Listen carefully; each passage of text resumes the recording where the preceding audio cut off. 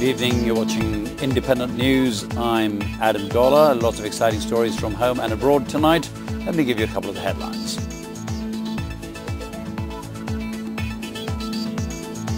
The driver of the truck used by miscreants of the Ramu violence gives a confessional statement. The Home Minister vows to punish culprits irrespective of political affiliations.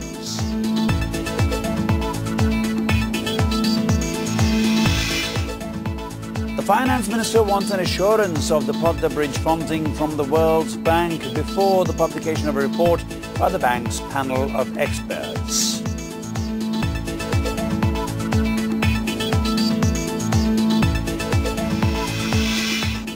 The Supreme Court has disposed of the government appeal against a High Court verdict over the Speaker's ruling on a judge.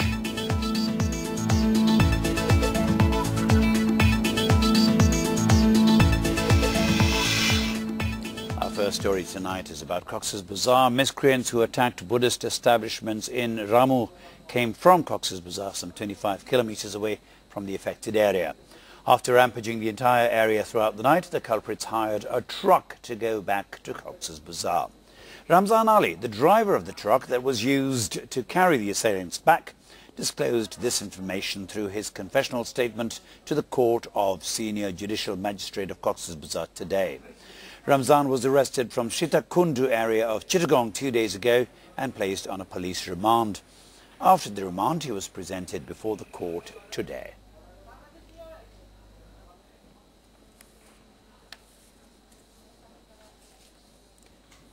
Home Minister M.K. Alamgir has said that those who attacked Buddhists in Ramu, Pazil of Coxs Bazar will be brought to justice irrespective of their party affiliations. He made the statement at a program at the border guard in Bangladesh in Chittagong today. The minister said that the people are being misled into believing that the local Awami League leaders instigated the attack on Buddhists. He added that the culprits will be brought to book even if they belong to the ruling party.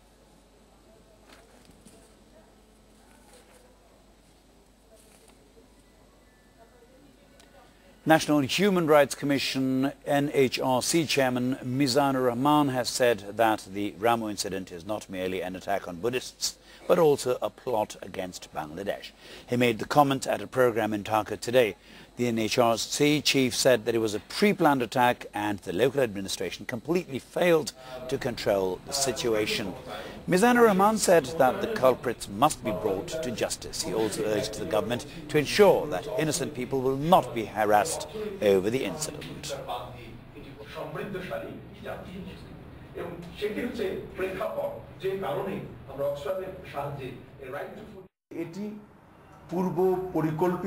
It was a pre-planned attack, and it was a heinous crime not only against the Buddhist people but also against the People's Republic of Bangladesh.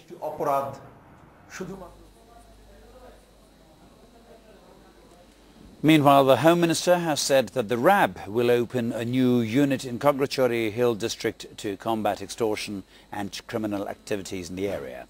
At a program in Kograchori today, M.K. Alamgir also spoke of setting up a police station in Matigiranga area. On a different note, the minister said that the current government is committed to maintaining communal harmony in the country. He also warned of dire consequences if any attempt is made to destabilize peace and communal harmony in the country. Finance Minister A.M.A. Mohit wants an assurance of funding in the Podda Bridge project from the World Bank before the publication of the report by an expert panel of the global lender. Talking to journalists in Dhaka today, Mohit said the investigation and the implementation should be de-linked. The three-member panel of experts of the World Bank will arrive in Dhaka in the middle of this month to oversee the graft probe in the Podda Bridge project. Investigation and implementation should be de-linked. It was our demand and the World Bank said okay. But the bank said it needs the report of the experts panel before de-linking. That's it. There is another point. We want to start from where it stopped in September. Former Railways Minister Suranjit Sen Gupta has claimed that the railway money scam is a national and international conspiracy against him. He was speaking at his electoral constituency in Sunamganj yesterday. It was shocking for many when a large stash of cash was found in a vehicle belonging to Omar Farooq, the then APS to Suranjit Sengupta, on the 9th of April. Under immense pressure from various quarters, Suranjit resigned a week later from the post of Railways Minister. Azam Khan, the driver of Omar Farooq, was missing since then until recently when a private television showed an exclusive interview with him. In the interview, Azam said that the money found in the vehicle had been collected illegally over railway recruitment, and the money was being taken to the minister's house. Addressing a gathering in Sunamganj, Suranjit termed all these allegations a conspiracy against him. He also claimed to be innocent. When I was the Railways Minister, a cock and bull story was created and it was presented to the people as part of a national and international conspiracy against me. Suranjit also termed the allegations made by Azam as an unfriendly conduct of the media. Newspaper headlines have mercilessly brought out all kinds of distasteful and vulgar issues. Suranjit said that he has practiced politics facing many hurdles. We must grow a thick skin to do politics. Discussion about us is actually criticism. We must remain prepared for everything. The minister without portfolio said that he will give his formal reaction to these allegations at a press briefing on the 10th of October. The Anti-Corruption Commission, or ACC, will interrogate Azam Khan, the driver of Omar Farooq. Omar Farooq was the Assistant Personal Secretary to former Railways Minister Suranjit Sengupta. ACC Chairman Ghulam Rahman said that the driver will soon be summoned. He said that the ACC will also interrogate Suranjit Sengupta if necessary. The driver had gone into hiding after the railway money scam surfaced in April. Suranjit Sengupta resigned as the Railways Minister following the incident. Driver Azam Khan recently told a private television channel that the 7 million taka found in his car was being taken to Suranjit's house at Dhanmondi.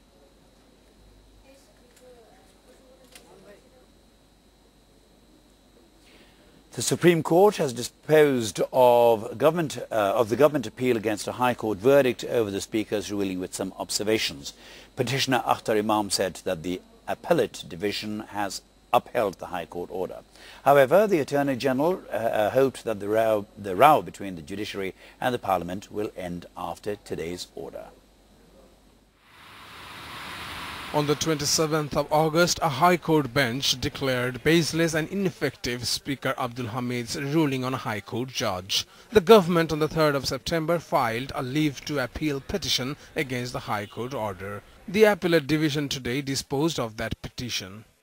The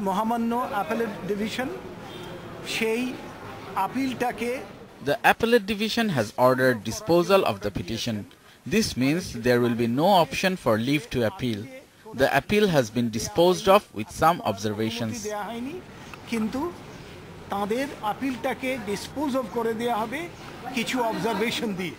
The Attorney General clarified the government's position on the issue. In our argument, we pointed out parts of the High Court order which we strongly opposed and the things which may hamper coherence between the two state pillars. The Attorney General hoped that the row between the judiciary and Parliament will end after today's verdict. We hope the dispute will end through this order. In other news, newly appointed Japanese ambassador in Dhaka, Shiro Sadoshima, paid a courtesy call on Prime Minister Sheikh Hasina today. During the meeting at the Prime Minister's office, a wide range of issues of bilateral interest were discussed. Sadoshima urged Bangladesh to form a task force to attract more foreign investment in the country. Later, a delegation of Jagannath University teachers met the Prime Minister. They apprised her of different activities of the university.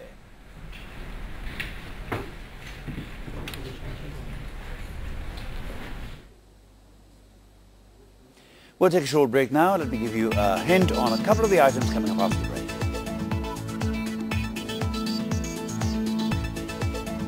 Intelligence agencies have found the presence of over 40 militant organizations in the country.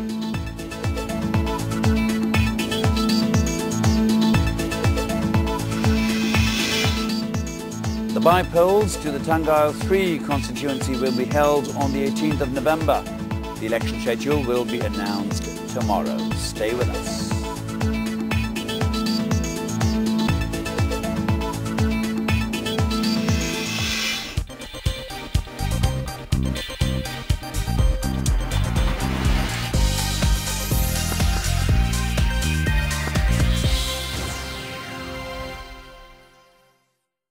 Welcome back. You're watching Independent News.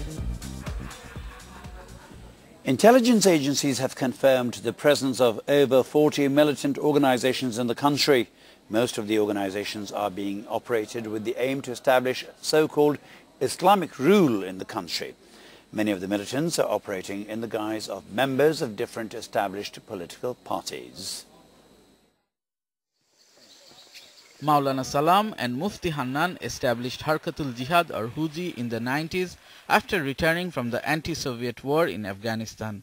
The Huji became familiar for its notoriety after the bomb blasts at a program of cultural organization Udichi in Jessore and during New Year celebrations at Ramna Park in the capital. Another militant organization, Jamaatul Mujahideen Bangladesh or JMB, came into notice after the countrywide blasts in 2005. Intelligence agencies say that while militant organizations like Huji, JMB, Shahadat al-Hikmah and Hizb ut-Tahrir have been banned, over 40 more organizations are operating in the country. While some of them are not banned, their activities are similar to those banned outfits. There is no guarantee that a party will not be involved in militant activities in the future. But we can say that militant activities have been reduced to the least at present compared to the last 10 years.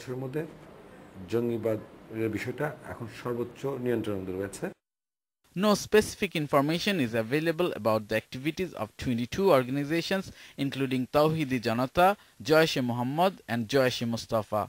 Taking new names, some organizations are trying to gain a foothold in the country. Such organizations include Hefazat-e-Islam and Islami Samaj. Intelligence sources say that militant activities cannot be completely curbed due to backings from the mainstream political parties.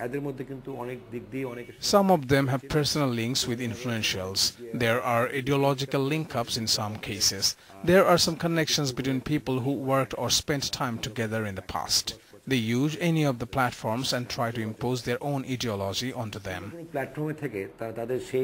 Many Rohingyas who are illegally residing in the country also have links to these militant organizations. We have the evidence that the Huji is supporting the Rohingyas and vice versa. While over 40 militant organizations exist in the country, they are unable to carry out any major maneuvers due to the vigilance of the intelligence agencies. For further news, I'll hand over to my colleague Adnan Hussain, who's right beside me in the studio. Adnan, good to see you again. Thank you. Any exciting news today? Or is it... Well, the finals of cricket. Well, that's, still coming up. Great. Absolutely. The by-polls to the Tangail 3 constituency will be held on the 18th of November. The election schedule will be announced tomorrow. Election Commissioner Mohammad Shah Nawaz informed reporters about this at his Election Commission Secretariat office in Dhaka today. The Election Commissioner expressed the hope that the by-polls will be fair and with the participation of all major parties. He also said that the Election Commission will ensure a level playing field for all candidates. It will also take measures so that people can cast their votes without any hassle. The parliamentary constituency fell vacant with the death of Awami League lawmaker Matiur Rahman on the 14th of September. We will prepare the ground for election contenders. It is the duty of the Election Commission to ensure that the candidates face no hassles in contesting the polls while voters cast their votes freely. And we will discharge our duties sincerely.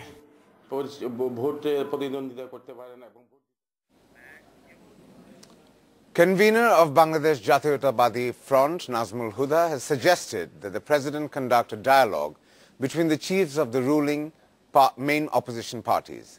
At a program in the capital today, the former BNP minister said Awami League and the BNP must reach a consensus on the poll-time government.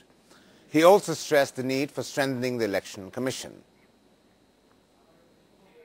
I request the President to sit with the two leaders of Awami League and the BNP and convince them to restore Article 123 of the Constitution. The article stipulates that elections must be held within 90 days after the tenure of a government ends.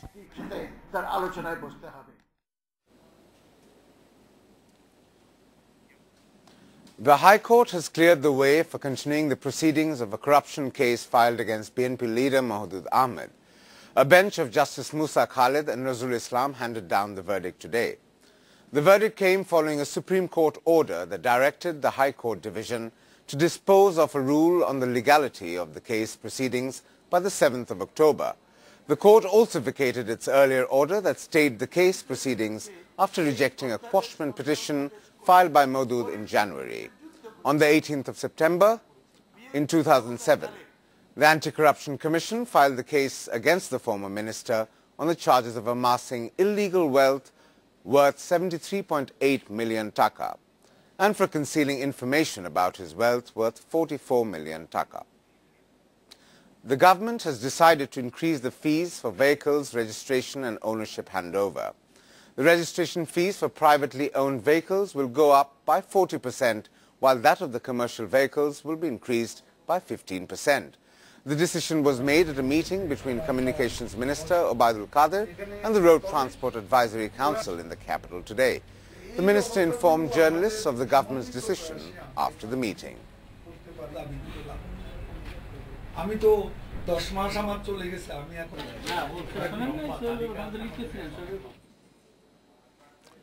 That's all from me, Adam. Anything that you would like to add yes, now? sports, of course. It's a great evening. Come on. Finals. The World 2020. There you go.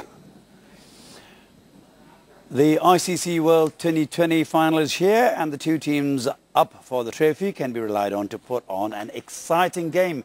West Indies have shown that they have the dynamism to win this, but Sri Lanka are by far the most consistent and reliable team.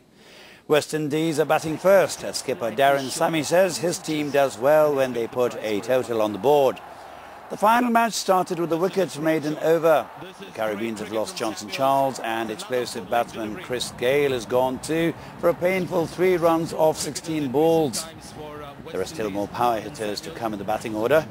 The West Indies score currently stands at 46 for 2 after 12 overs. Just watch the follow through. Bat flies through the line of the ball. 80 meters and Lassit Maling has got to get fuller. Just not full enough.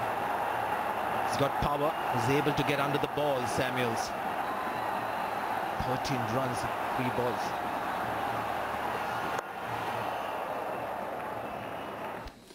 Well, I'm afraid that's all we have time for this evening. We'll be back, of course, at 8 o'clock tomorrow. Come in and see us again. Enjoy the news. See you tomorrow. Thank you very much and good night. Very good night.